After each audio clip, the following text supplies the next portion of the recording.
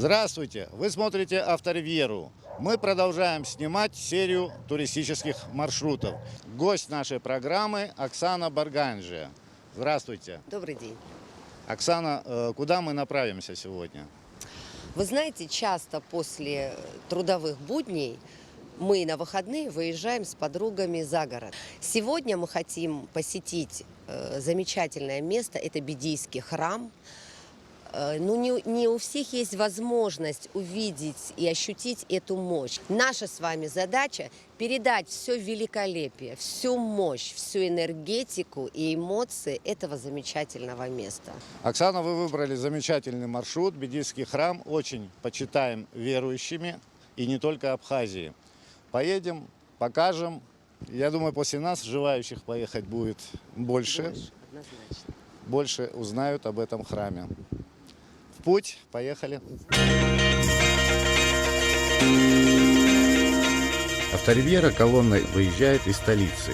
2 автомобиля гостей и 1 автомобиль съемочной группы.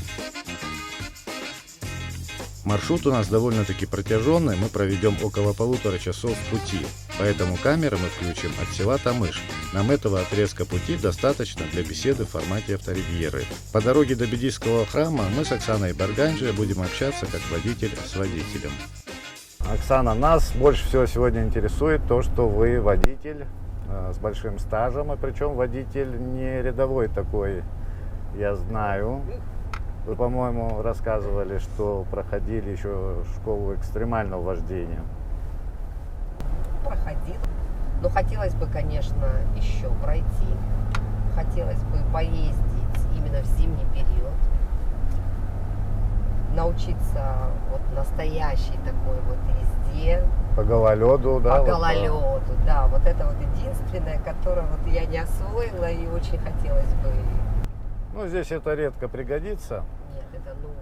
Ну, если так вы ездите А знаете почему? в горную Потому что местность. обычно, да, хочется. Но как-то обычно мужчины как-то очень относятся к вождению женской. Вообще, вот когда женщина за рулем, они как-то вот страшатся этого. И потому как-то вот хотелось бы так сесть и вот показать им. Ну, вы знаете, конечно, вот даже вот если едет впереди машина, я могу определить, кто за рулем. То есть это намного аккуратнее, это намного продуманнее, и это вот чувствуется, и это видно. А когда вот какие-то нелогичные происходят перед вами действия? Могу сказать так, так как я уже все-таки давно езжу за рулем, и какие-то моменты, конечно, были все-таки вот в начале, скажем так, моего становления. По сегодняшней вашей езде я могу сказать, что вы ездите как, в общем-то, хороший водитель, как мужчина-водитель, вот это самый большой на уровне, да. Ну, мы сейчас о начинающих, наверное, больше говорим. И у меня было много всяких таких курьезных ситуаций, когда я все это начинала, конечно, был страх, была неуверенность.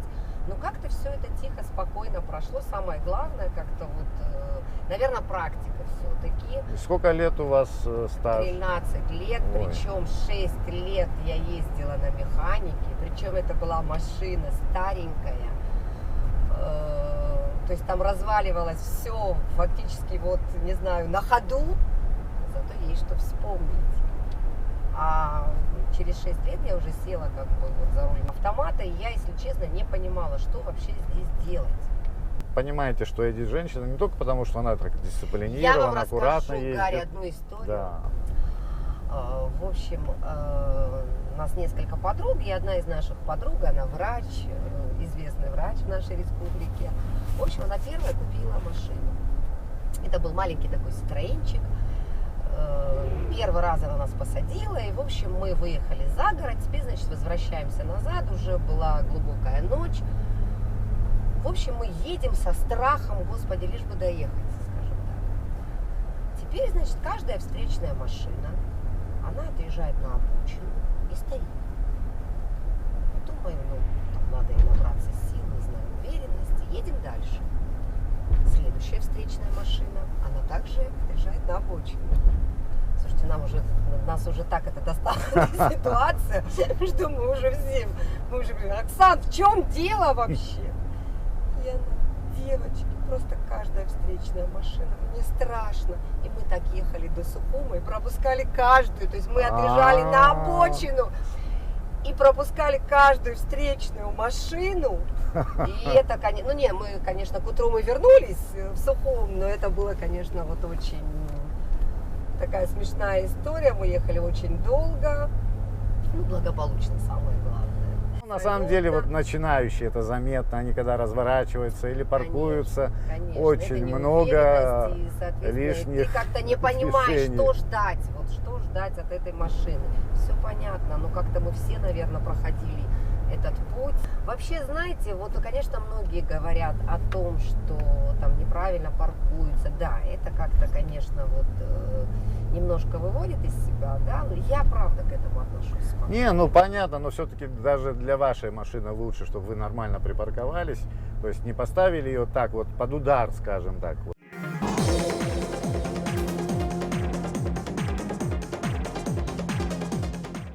Вы знаете, несколько раз меня вот почему-то вот меня ударяли, не я ударяла, как бы, вот слава тебе Господи, а меня. Вы знаете, вот какая была моя реакция? Причем это 2 раза были мужчины. Я просто спокойно выходила, без истерик абсолютно. Они там начинали кому-то звонить. Первое, что обычно вот я говорю, это слава Богу, что все живы. Да, это машина, и это, как говорится, никто не застрахован, все нормально. То есть у меня не было там каких-то... Никогда никому я не звонила. Абсолютно. Я просто спокойненько ехала, я просто остановилась. Но он как-то нет, он потом признал, кстати, он был с уголовного розыска. Да, Он гнался за уголовником. Я не знаю, за каким уголовником он гнался, но почему-то он растерялся и так вот впечатлился. Ну, бывает. В общем. Ну, вторая ситуация, когда со второго ряда, это были ребята с Кирова, которые пытались, то есть как-то вот они, да, они быстренько должны были ехать домой, они увидели там какую-то забегаловку, и вот они решили, в общем, поздно сориентировались и решили исправить благо, ситуацию. Тут же такой аз за рулем, понимаете? И я, когда поняла, что все, такой маневр идет, я просто попыталась увести машину. Ну, по касательной, конечно, вот. Ну, чуть-чуть зацепили. Не было да? прямого удара. Но знаете, что самое интересное? То есть они там тоже стали кому-то звонить, я не позвонила тоже никому, естественно, там попыталась разобраться сама. Все урегулировали этот вопрос. И когда они уже уезжали, я вспомнила, что у меня лежит бутылка вина в машине. Я, значит, достаю бутылку вина. И вот они уже отъезжают. Я говорю, ребят, подождите. Я, значит, иду к ним с бутылкой вина и говорю, у меня к вам просто одна единственная просьба. И они так сразу, какая? То есть они готовы были как бы на все. Я говорю, ребят, вот приедете спокойненько домой, откройте эту бутылку вина и просто выпейте ее за мое, за ваше здоровье, что мы как-то вот все так обошлось. И они так смотрят, мы все видели. Такое, наверное, бывает только в Абхазии. Ты ударяешь, а тебе еще дарят. То есть там вот бутылку вина. И ну вот какое-то впечатление такое, конечно. Все обошлось в итоге. Ну, с автоинспекцией у вас как ситуация складывается? Ой, они меня любят. Дружеская? Очень. Да. У нас хорошие такие отношения. Но вы знаете, тоже вот подход немножко. Ну, разные у всех, наверное, абсолютно да? разный, да. Я тоже хочу такой вот маленький кусочек, никогда не забуду. Значит, вот ехала я, возвращалась с псом. Ну да, я немножко, ну да, люблю скорость. Там, я потом обычно всегда куда-то спешу. И, конечно, многие входят в мое положение. Но был один случай, я проезжала Бзыбский мост, возвращалась уже в Сухум. У меня было столько планов, мне столько всего нужно было сделать. И, значит, едет машина, ну, которая, ну, не туда, не сюда. Естественно, а у меня тут время, все, вот надо быстро все это сделать. Я думаю, ну, давай-ка я тебя. И прямо на мосту я его обгоняю. Обгоняю на мосту, ну, в общем, там у меня все, я там успеваю по времени. Подъезжаю к посту ЮСР, и меня останавливает. Останавливает молодой ДПСник, и почему-то, остановив меня, куда-то уходит. Не могу понять, что происходит. Тут, значит, направляется ко мне по форме одетый взрослый мужчина, очень приятной внешности, такой вот прям добропорядочный, подходит ко мне. Не говорит там, что я сделала, он просто подходит и говорит, деточка, ты еще молодая, тебе жить и жить. Куда ж ты так спешишь? И он отчетливо мне говорит, то есть называет этот периметр этого моста. Вы знаете, как мне стало стыдно? Вот я готова была отдать ему машину, права, все, что хотите. Идти просто пешком, я забыла о всех своих делах, которые меня В общем, ждали. на Бзыбском мосту вы больше Вы знаете, не устраиваете и это обгоны. вот на самом деле, и это вот настолько было вот для меня показательно, что я никогда, если даже арба будет, наверное, впереди моей машины ехать, я, конечно, не буду совершать обгон, это однозначно. Шанс надо. Профилактика шанс. тоже входит в их работу, Понимаете? то есть Психологически немножко надо все-таки. убеждение, да. Однозначно. Они знаете, как бывает? Они ничего не говорят, они останавливают, они забирают эти документы, и все, их нет. Ты сидишь, ждешь, то есть выходишь, уже проходит какое-то время, ты выходишь, они тебе уже пишут протокол, то есть не объясняя, что происходит, где ты нарушила. Ну вот это тоже такой момент, знаете. Но в основном, конечно, входят в понимание, то есть как бы вот понимают ситуацию и... Ну, девушкам легче с Да, я бы автоинспекцией, не замечал, сказала, да. да. Стоит Ну, не улыбнуться, всегда. Нет, есть такие жесткие, да, прям, знаете. принципиальные. Вот ты вот видишь, что вот они хотят улыбнуться, ты понимаешь? Ну вот хотят, но нет, вот как-то это непозволительно. А вот в целом движение на наших дорогах, как вы так, ну, в двух фразах можете оценить, там, как вот, Изменилось как-то. лучше, и да, вот, ну, возьмем 10 лет назад и лучше, сегодня, да, вот? конечно, да, однозначно. Какое-то улучшение появились- есть, да, Да, появились знаки, и вот как-то более-менее то есть как бы соблюдают правила дорожного движения, особенно на переходах. Вот это, кстати, такой момент, который вот меня лично очень волнует, потому что как-то у меня детки, и вот ты все время переживаешь, как они доберутся, как они перейдут дорогу, и то есть вот как-то смотришь, улучшение именно в этом направлении, Да. конечно, есть. Ну, лихачи Ну они да, всегда были, инфраструктура становится лучше, ну, Лучше. разметка, лучше. знаки, Я думаю, что со светофоры. временем как-то до сознания людей все-таки дойдет, и как-то люди Ну, будут сейчас по-другому относиться. будет тут уже программа, начинают установку скоро камер, в общем, по всей Абхазии. Кстати, вот И это, между конечно, прочим, вот, да. действенная вещь. Вы понимаете, вот они тебе предъявляют на самом деле, но они не знают, вот если у тебя конкретно есть доказательства, и ты спорить не будешь. Ну, конечно, да. Вот этот момент, понимаете, а ты объясняешь им, а они там где-то, ну это не доказательство. А когда ты уже наглядно, конечно, покажешь, что ты уже... Ну, там не просто только с этим- доказательства, это факт, и если вы не выплатили штраф, там видишь. идут уже другие санкции, Конечно, там вплоть до однозначно. того, что вы и границу со временем со штрафами не сможете переезжать. Да нет, это Поэтому, неизбежность, да, это... однозначно. И у каждого будет в сознании то, что вот, ну, есть какие-то вот моменты, которые... Это просто вот не неизбежность, надо, да, это- нарушать однозначно. Ну, мы как-то привыкли, знаете. Оксана, а вот сегодня мы очень много думали, ехать или не ехать. По причине погоды прогнозы были не очень Да. хорошие, там то дожди. Ну, завеса приоткрылась, как мы видим, вот для съемок идеальная погода. И для того, чтобы посмотреть, погулять, провести выходной, наверное, да? Несмотря на вчерашнюю погоду, я была уверена в том, что погода будет сегодня замечательная. Как это говорится, погода нам благоволит.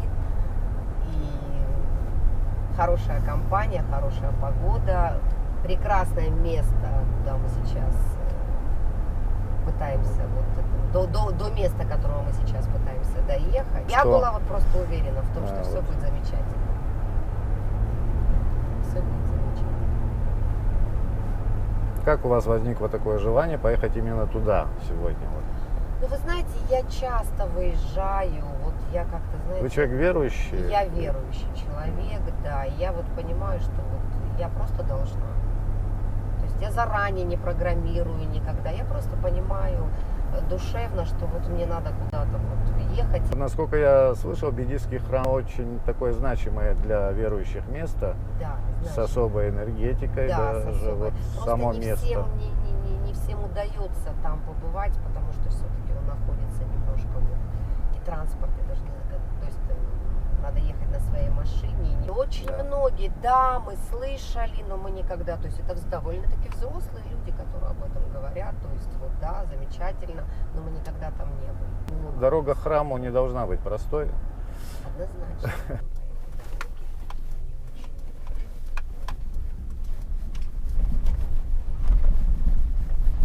Ну, обычная проселочная дорога, ничего такого. Нет. Поплывем. Держитесь. Это лужей не назовешь тут озеро. Мини-озеро. Мини-озеро.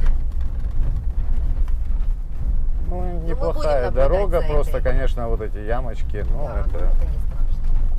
Ну, смотрите, какая красота. Конечно, природа наша необыкновенная. Погода очень удачная, вот все открыто, и горы видно. Ну, смотрите на эту красоту.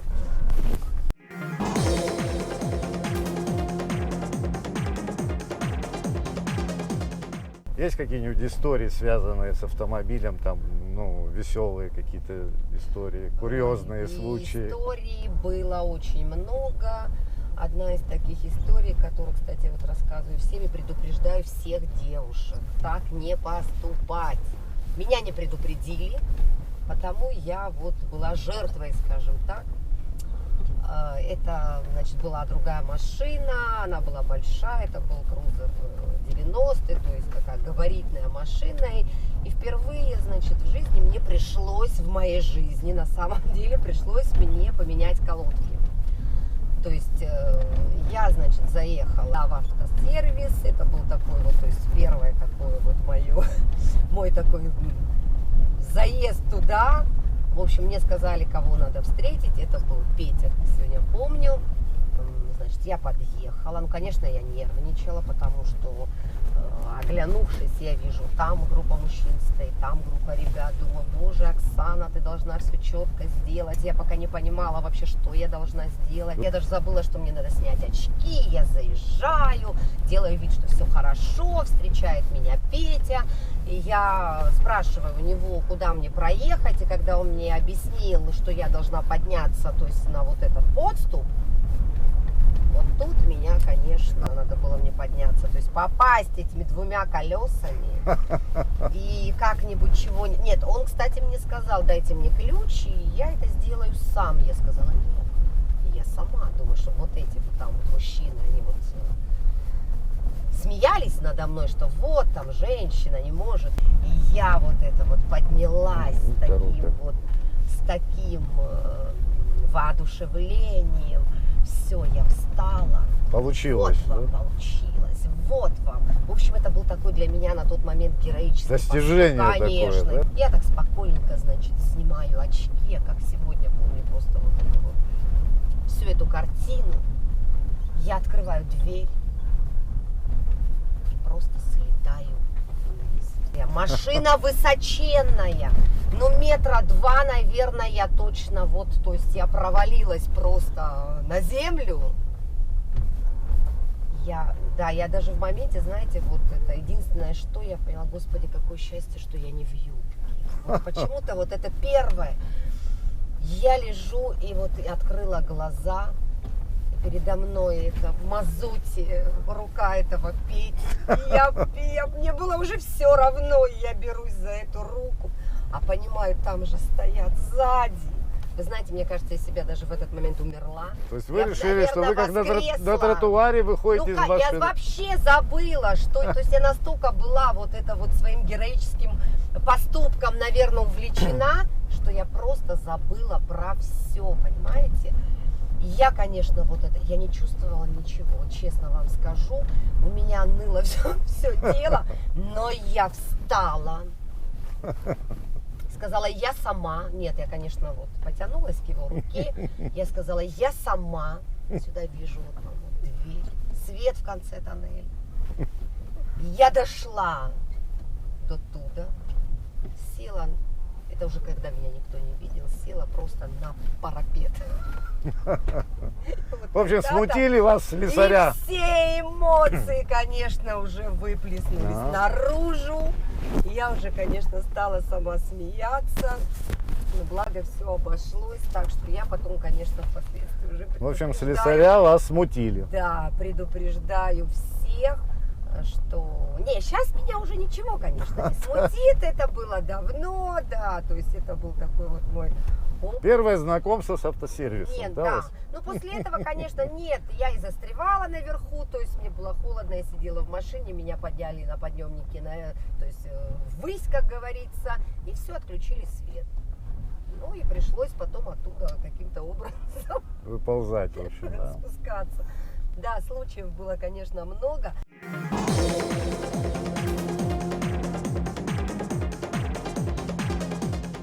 Наконец-то мы подъехали, это центр села. Вот указатель Да, Гамбидийский храм. Гамбидийский храм. В прошлый раз, когда мы приезжали, настоятель этого храма, он нам открыл дверь, в общем, там рассказал много чего интересного. Мы походили по округе, посмотрели. Ну, будем надеяться, что, в принципе, он на реставрации, что в скором будущем. И вообще, вы знаете, что самое главное, я поняла. Просто вот даже те туристы, которые приезжают, надо к ним относиться с теплом, с любовью. И тогда они уезжают отсюда. Еще плюс наши места, конечно, это райский уголок. И они уезжают отсюда совсем с другим мнением. И у них желание вернуться назад. У абхазского курорта всегда был такой вот лозунг. У нас вот не турист, а гость. Правильно. А гость для Абхазии это, больше, чем... Даже, знаете, вот когда они приезжали, первое, что я говорила, добро пожаловать, вы у себя дома. И это уже располагало. И ты уже понимаешь, что люди совсем по-другому вот к этому относятся.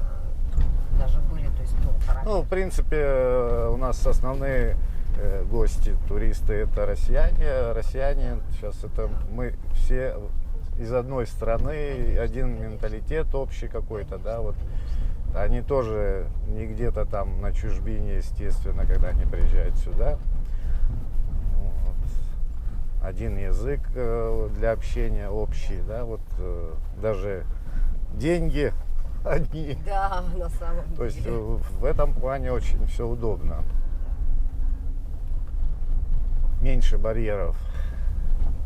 Будем надеяться, что все это будет процветать, что будет больше туристов. И мы, конечно, вот сможем расположить. Это очень важно. Будем надеяться, что везде сделают хорошую дорогу, проложат асфальт. Не, но сейчас вот дорога вот сельская, да, вот в принципе это Мне кажется, она, кстати, вот сейчас нормально. Она лучше, подделанная, она видно, была- да. Да, Здесь она была хуже, потому что в прошлый гравий раз, когда- видно, вот Да, посыпали, да, всю однозначно. дорогу сделали. Ну, какие-то Да. ямочки, это неизбежность Да. таких дорог. Потому что дорога до, то есть, когда мы ездили, она была Но намного она хуже. вполне спокойно проходимая, то есть тут не нужен какой-то особый транспорт. Да, на седанчике можно спокойно, в принципе. То есть, когда вы ездили, значит, здесь Да, не было, хуже, намного, хуже было. намного, да.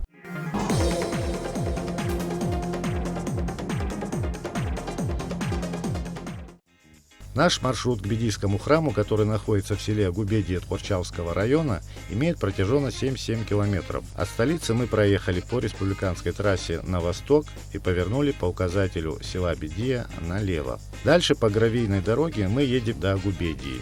Проезжаем крестьянские усадьбы. Красивая природа нас окружает по всему пути следования. Перед нами гряда заснеженных гор. Есть и другая дорога через Творчал, но из-за оползня дорога в настоящее время не функционирует. И вот мы подъезжаем к Бедийскому храму. В конце 19 века итальянская исследовательница Карла Сирена, которая путешествовала по Абхазии, увидев Бедийский храм, была поражена. Она написала: «Нет предела удивлению при встрече в этой дикой отсталой провинции с подобным архитектурным шедевром, свидетелем исчезнувшей цивилизации».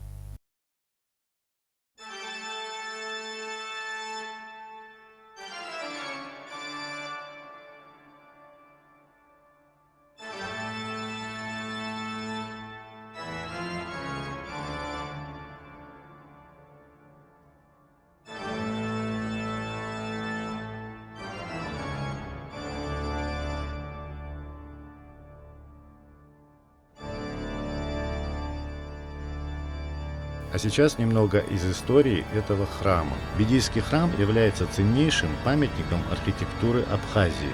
Он отличается от всех церквей Средневековья. Этот храм, по сути, первый памятник нового стиля, новой эпохи.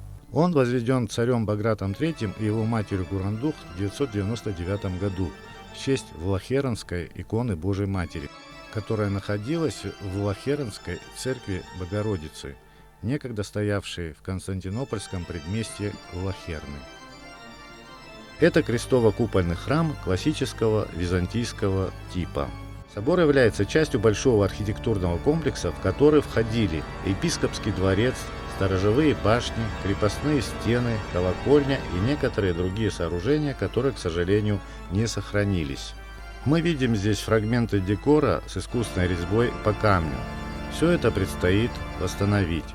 А фрески, которыми богато был украшен собор, к сожалению, не сохранились, были утрачены. В 100 метрах от храма сохранились развалины большого каменного епископского дворца, построенного в XVI веке. На первом сохранившемся этаже были зал для собраний и трапезная. На втором этаже находились жилые помещения епископов и, возможно, самого царя и владетеля. В период единого царства Абхазии и Грузии бедийский епископ занимал 26-е место в списке церковных иерархов.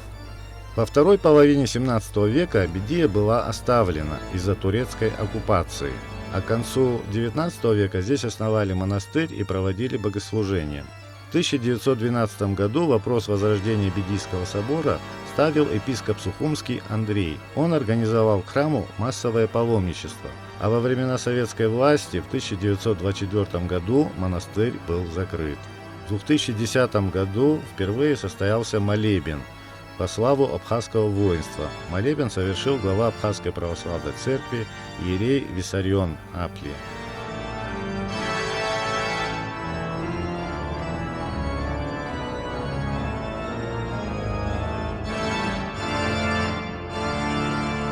Абхазский царь Баграт III завещал похоронить его в соборе. По преданию, он здесь захоронен в 1014 году. Здесь находится его усыпальница. Во время войны народа Абхазии по храму из танков наносили удары грузинские войска. Был поврежден купол храма и отбито множество плит, но крепкие стены устояли. Достоянием собора является золотой потир, бедийская чаша, признанная ценнейшим историческим образцом златокузнечества и чеканки X века. Сосуд круглой формы высотой 12,5 см и диаметром 14 см, изготовлен из черного золота. Поверхность разделена на 12 частей в виде арок. Под каждой изображены рельефные фигуры Спасителя, Богоматери и апостолов. Позднее, в 17 веке, по заказу бедийского митрополита, ножка чаши была украшена драгоценными камнями. К сожалению, эта ножка была утрачена и даже не сохранилось ее изображение. Из надписи на чаше следует, что она была принесена в дар Багратом III и его матерью царицей Гурандухт, ими же построенному храму в 999 году. Надпись гласит: «Святая Матерь Божья, будь ходатайницей перед сыном твоим за абхазского царя Баграта и матерь его царицу Гурандухт, пожертвовавших сию чашу, украсивших сей алтарь и построивших сию святую церковь». Чаша в настоящее время хранится в Музее искусств Грузии. Храм уже длительное время на реставрации, работы здесь приостановлены. Тем не менее, к этой святыне едут паломники, туристы, местные жители. В конце зала у этих икон они молятся. Участники нашей передачи также здесь помолились, зажгли свечи.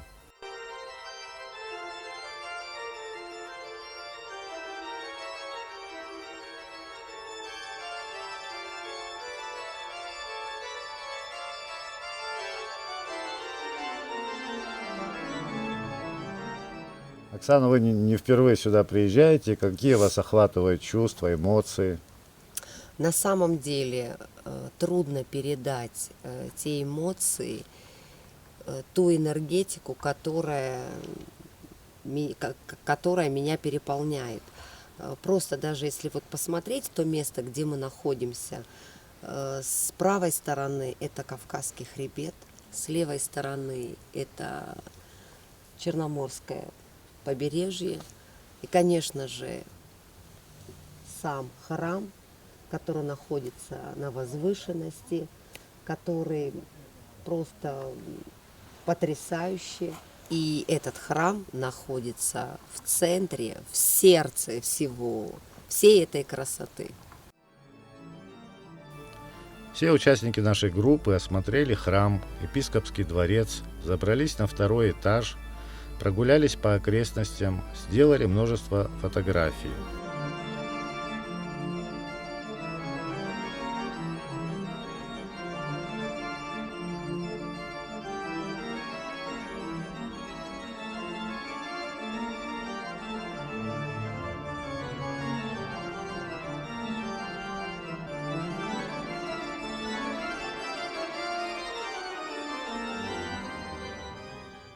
Какие вот впечатления вот у всех у вас? Вот пофотографировались, походили, посмотрели. Впечатления очень приятные. Поднимаясь сюда, тебя переполняют эмоции, тебя переполняет какое-то необыкновенное такое чувство. Ты как-то начинаешь по-другому дышать, ты начинаешь как-то чувствовать себя по-другому. На самом деле это великолепие этого храма, это замечательная аура, энергетика. И я думаю, что моим девочкам понравилось. Вы чувствуете себя в центре вселенной? Конечно, Вот да. на самом деле Замечательно тут просто. стоим, как будто мы вот в центре, на вершине чего-то там.